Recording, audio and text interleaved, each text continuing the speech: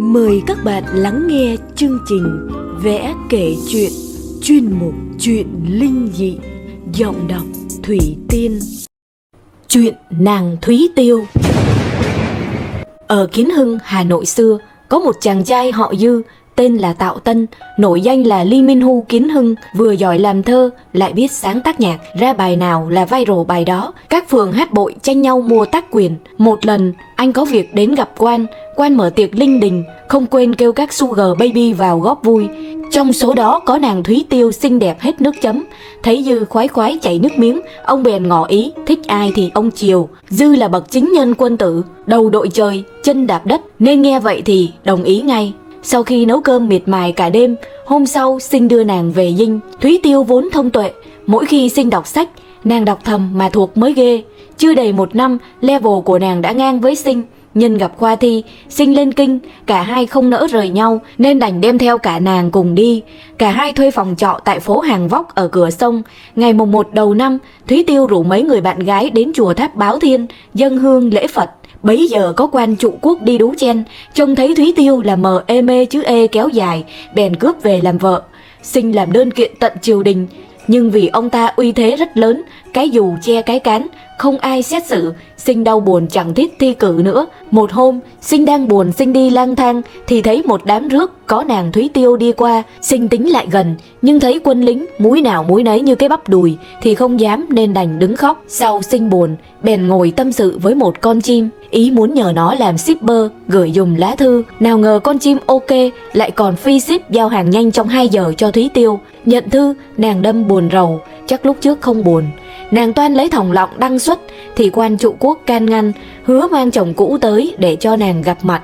Rồi ông vời Sinh tới cho ở trong phủ, cơm bưng nước rót, nhưng lại chẳng cho gặp nàng. Thúy Tiêu muốn đi gặp nhưng cũng không được. Trong nhà người hầu vợ lẽ rất nhiều, lại hay mách lẻo, coi giữ nghiêm ngặt nên không còn cách gì khác. Cuối cùng Thúy Tiêu nảy ra sáng kiến.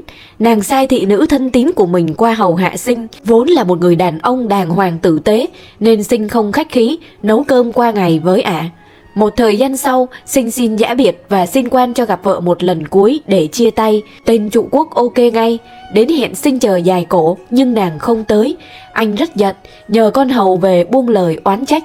Nàng bèn nói con hầu qua gặp Sinh, cho biết vì chàng còn bị giam lỏng nên nàng không thể ra gặp mặt, kêu chàng cứ đi về, rồi hẹn mùng 1 Tết đốt pháo bông thì mọi người ra sông xem, khi ấy dễ bề gặp mặt. Sinh cho là có lý và rời phủ, còn được tặng nhiều bạc vàng coi như bù đắp. Ngày mùng 1 Tết, y hẹn Sinh cho người đánh bọn gia nhân, rồi dắt Thúy Tiêu cùng nhau bỏ trốn. Cả hai ở ẩn một thời gian thì hay tin quan trụ quốc bị bắt vì tội tham nhũng, phải truy cứu trách nhiệm hình sự. Cả hai mới yên tâm trở về. Sau Sinh thi đỗ tiến sĩ, hai vợ chồng ăn ở với nhau hòa thuận tới già.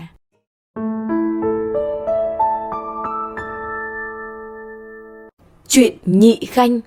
Ở Khoái Châu có ông quan tên Từ Đạt, nhà ở cạnh cầu Đồng Xuân. Có hàng xóm là quan thiêm thư Phùng Lập Ngôn. Phùng giàu bao nhiêu thì Từ tỷ lệ nghịch bấy nhiêu. Thậm chí cái nết hai bên cũng khác nhau, song lại rất thân, coi nhau như anh em. Phùng có người con trai là Trọng Quỳ, Từ có người con gái tên là Nhị Khanh. Bèn cho hai trẻ lên phường đăng ký kết hôn. Nhị Khanh sau khi về làm dâu rất thảo hiền đảm đang, còn chồng nàng thì cũng rất giỏi, giỏi nhất là món ăn chơi lêu lỏng. Nàng khuyên nhủ mãi nhưng không được.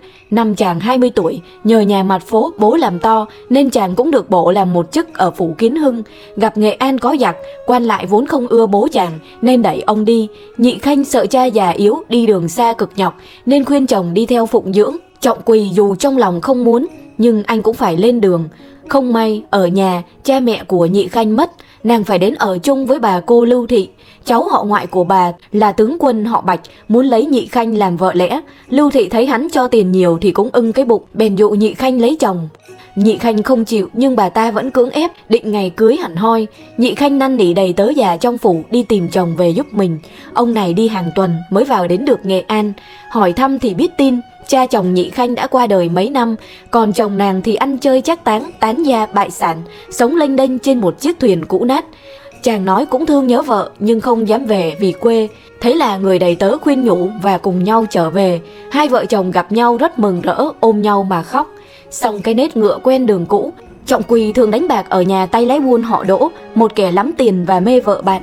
Ban đầu anh đánh lần nào cũng thắng, hả hê lắm. Nhị Khanh khuyên nên cẩn trọng, coi chừng dính chưởng, nhưng anh không nghe. Một hôm, Đỗ bỏ ra 100 vạn đồng tiền để đánh và đòi cược bằng Nhị Khanh. Trọng Quỳ chốt đơn chẳng hề suy nghĩ, lấy hợp đồng ra ký.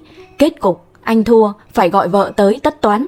Trước mặt tay lái buôn, anh xin nàng về với chồng mới, đặng khi nào anh có tiền sẽ chuộc lại sau. Nàng Nhị Khanh đau khổ cùng cực, nhưng vẫn vờ xuôi theo, chỉ xin về chia tay các con. Nàng về ôm con vỗ về khóc thương, rồi lấy dây và đăng xuất về miền cực nhọc. Từ đó cuộc sống của hắn ngày một túng quẫn, phải đi vay mượn mà sống qua ngày. Một hôm, khi đang trên đường đi tìm bạn cũ để vay tiền, anh mệt mỏi ngủ quên ở gốc cây, bỗng nghe có tiếng báo mộng. Chồng ơi, tôi đây. Trọng Quỳ tỉnh dậy, bèn đi theo tới một cái đền. Khoảng cuối canh 3, bỗng nghe có tiếng khóc nức nở. Nhìn kỹ thì người khóc chính là Nhị Khanh. Trọng Quỳ bèn quỳ xuống nhận lỗi. Nhị Khanh nói sau khi mất, nàng được thượng đế cho giữ đền, công việc hành chính lu bu không về thăm chàng được. Nhân dịp đi công tác, thấy chàng ngủ dọc đường nên mới gọi tới đây. Kể từ đó hai người nối lại tình xưa, lại cùng nhau nấu cơm qua ngày.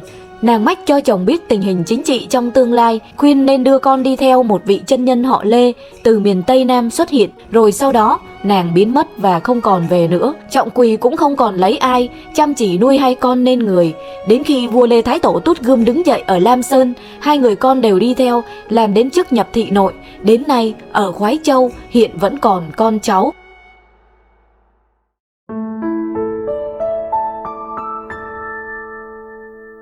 Chuyện Lệ Nương. Xưa có hai người đàn bà họ Nguyễn chơi với nhau rất thân.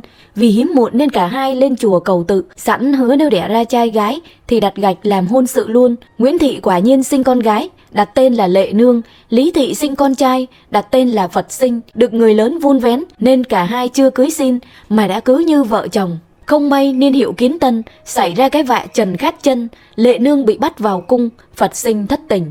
Một đêm đang ngủ thì anh nghe có tiếng ồn ào, ra xem có hơn 100 chiếc kiệu hoa đi qua và có một bức thư của Lệ Nương cài vào ngưỡng cửa. Sinh được thư rất đau đớn, bỏ ăn bỏ ngủ, rồi anh bỏ đi luôn, quyết không lấy vợ. Một thời gian sau xảy ra biến loạn, Sinh đoán là Lệ Nương cũng phải chạy giặc, bèn vào Nam đi tìm. Lặn lội tới nơi, hay tin tướng giặc Lã Nghị bắt mấy trăm phụ nữ đóng giữ ở phủ Thiên Trường.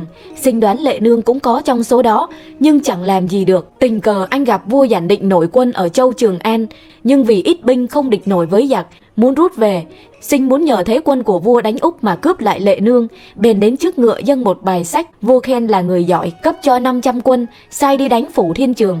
Lã Nghị quả nhiên phải nhổ trại mà chạy trốn. Vua thấy đánh thắng, bèn đốc xuất các quân kéo về. Sinh vốn vì đi tìm vợ, không có chí lập công, bèn chia tay các tướng sĩ. Nhưng khi tới nơi, chỉ thấy cảnh hoang tàn. Sinh tìm được một bà lão, nghe kể lại sự tình, thì biết Lệ Nương đã thác oan. Thì ra khi bọn giặc rút quân, toan làm nhục, nàng bèn tuẫn tiết cùng hai cô gái. Tướng Tàu cho là có Tiết Tháo an táng ở trên núi. Bà đưa Sinh đến chỉ ngôi mộ cho biết Trinh Thuần cương liệt ấy chỉ có hai nàng, còn lại thì đều bị nhuốc nhơ cả. Đối với phụ nữ thời phong kiến, việc mất đi trinh tiết giống như là cả sinh mạng của họ, chứ làm gì mà có chuyện thuốc hồi trinh.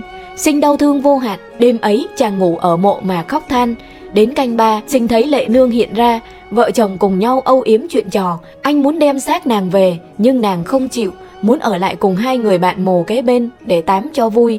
Sáng ra cả hai từ biệt, Sinh mua quan tài và nước thơm, cải táng cho nàng và cả hai mỹ nhân. Đêm sau, mộng thấy ba người đến tạ ơn, rồi biến mất. Chàng buồn rầu quay về, và từ đấy cũng không thèm lấy ai. Đến khi vua Lê Thái Tổ khởi nghĩa ở Lam Sơn, Sinh đem quân theo, phàm gặp tướng sĩ nhà Minh đều chém dữ dội cho hạ dạ, và lập được công to. Thế nhưng lúc bấy giờ, Sinh được coi là bất hiếu vì tội tuyệt tự tuyệt tôn.